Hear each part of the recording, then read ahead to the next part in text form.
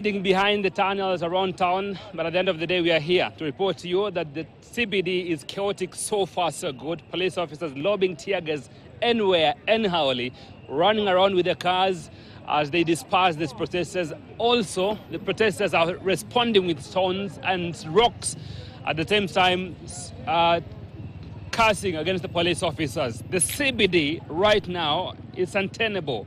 Few people getting in. Matatus, this is Kencom. Buses are parked here. There's no activity going on. Nobody's coming here to board these buses. And at the end of the day, you realize that businesses are closed around the CBD.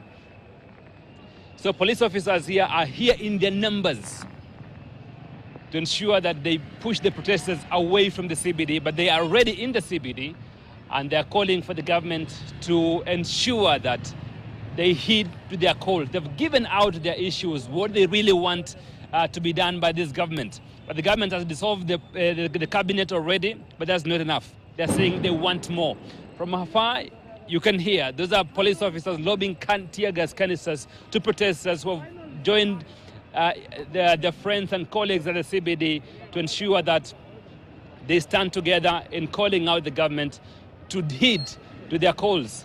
Otherwise, they're saying they're not going to leave the streets. Most of these young people who are coming up, you realize that they're standing out in one voice and in unison, calling out the same government to tell them, you know what, you're going to do this, or we're going to be in the street for the longest time as possible. Can you continue to be here with us? So you've seen there is a police car there, lobbing tear gas and canisters to protesters, but the protesters are also responding. But also there are civilians and Kenyans who are doing their businesses in town who have been caught in between this, and they're wondering, where do we run to?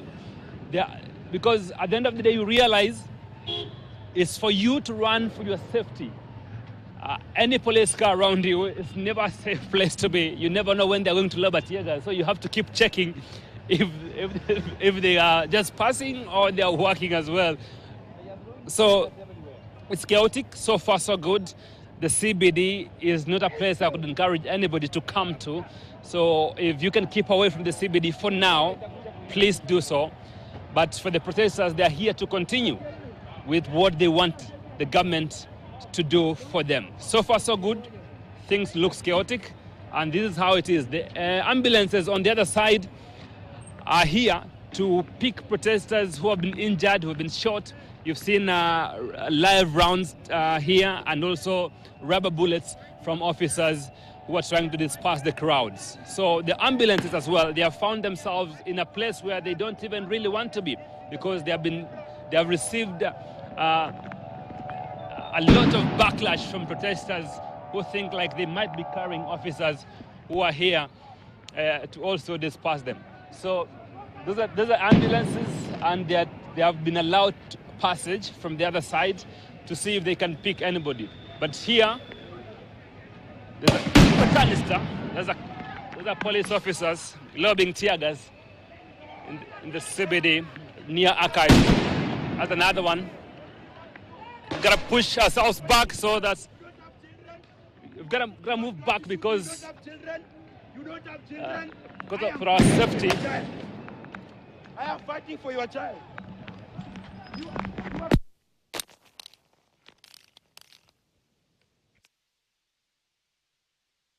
All right, those are live pictures from Nairobi CBD, specifically the Kencom stage there. You can see a few protesters and police lobbing tear gas towards those protesters, trying to disperse them. Of course, the crowds continue building from morning. We saw it was calm in the CBD, and then at around 12 p.m. there, the protesters slowly started trickling in the CBD there, trying to protest against the bad governance that they claim is being witnessed in the country. As you've heard from my colleague Jeff Mugira there, businesses are closed. Most of the business owners fear looting and loss of property. Remember, in the past protests that we witnessed here in the country, we saw businesses and criminals, interfering with these protests and them looting and causing mass destruction to property. Earlier on, we spoke to Noah Kipkemboi, who is along Pipeline,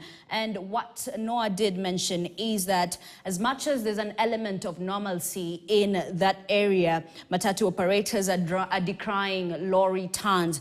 They're saying, majority of the transport has been paralyzed as majority of the passengers have taken a wait and see kind of approach just to see what goes on in these protests.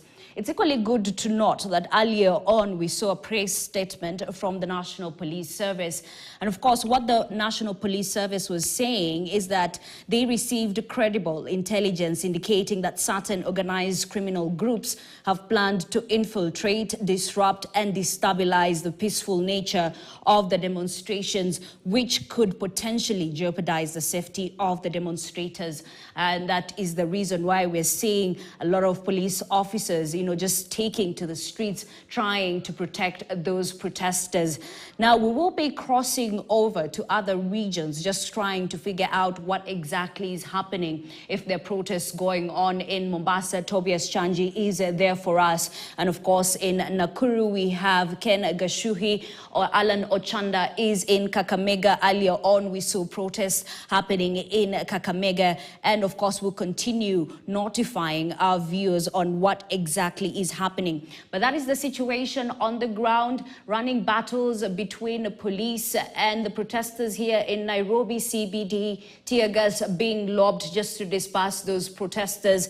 And of course, police are trying to ensure that the criminal element does not take and interfere with the peaceful protests that are being witnessed. It's good to note that the number of crowds, that is the crowds that have formed in the CBD, is not as big as we witnessed a few weeks ago. Those are live pictures you're seeing there. Those are police officers in plenty in Nairobi CBD.